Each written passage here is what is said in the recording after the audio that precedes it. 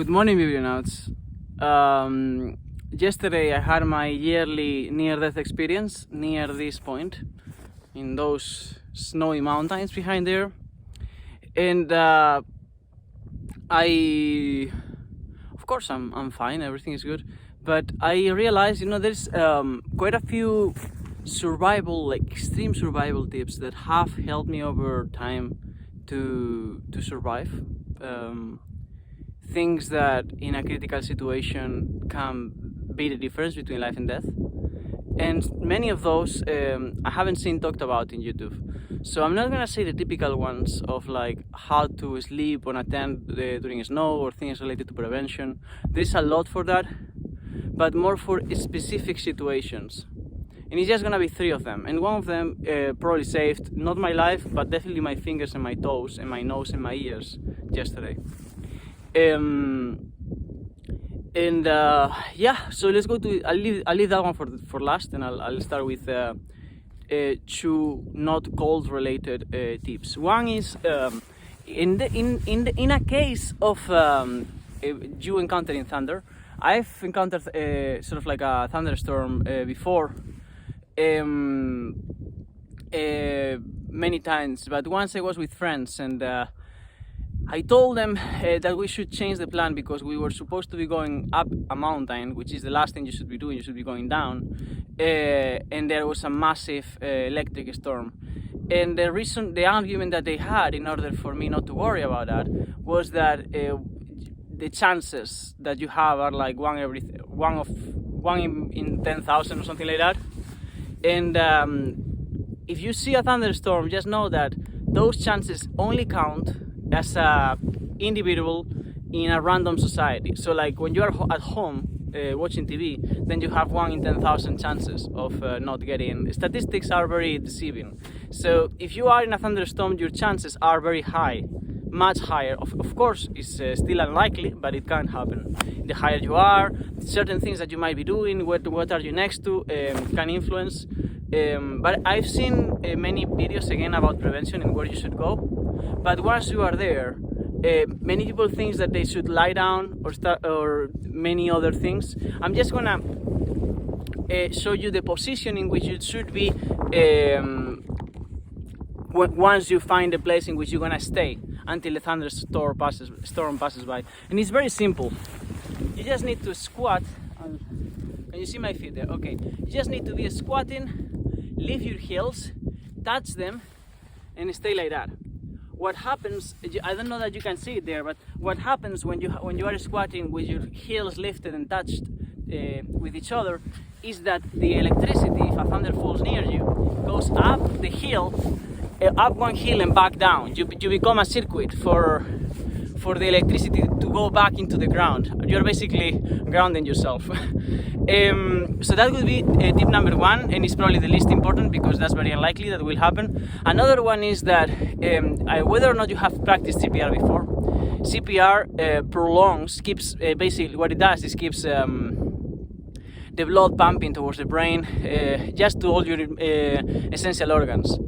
Because if not enough blood goes to the brain after 5 minutes, the thing that you're gonna be bringing back is not a person anymore, and you might as well not want to do that. I definitely would not want to come back after 5 minutes of not having blood on my brain, because I would be in a vegetative state. So what I'm trying to say is that if you ever have to administer CPR, make sure that first, or while you're doing it, if there's someone with you, but the absolute priority is to ask for help, to get help, and then can you worry about doing CPR. And if that person is in a state of hypothermia, I've heard advised in YouTube many times to give them a very hot drink. You can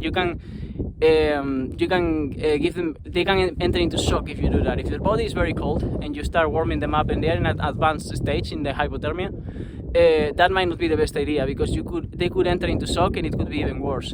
You should add layers and give them a warm, not hot drink, just warm, and slowly, gradually start trying to increase their temperature rather than go straight from being like having a body that's completely lost its temperature to like a very high degree of of warmth. And those were sort of like more just two things that I have seen being advised in the wrong way in YouTube, and I wanted to correct them just in case, I don't know, someone comes across this. At the end, this is a channel for books, but it doesn't hurt if anyone else likes hiking. It doesn't hurt for you to know those two things if you didn't. But the last one, and this one I haven't seen, like there's many of channels that I watch and like. I like a lot, for example, Chase Mountains. I think it's one of the most authentic hiking and mountaineering and survival channels. I also watch a lot of off-the-grid channels like Bushcraft Radical or Girl in the Woods. But there is one thing in specific that I've never seen advised by anyone, and I think it's probably because they were smart enough not to happen to be on that situation, so they never had to learn it, perhaps. I don't know. I am not so smart, so I think many times in a situation like the one I had yesterday.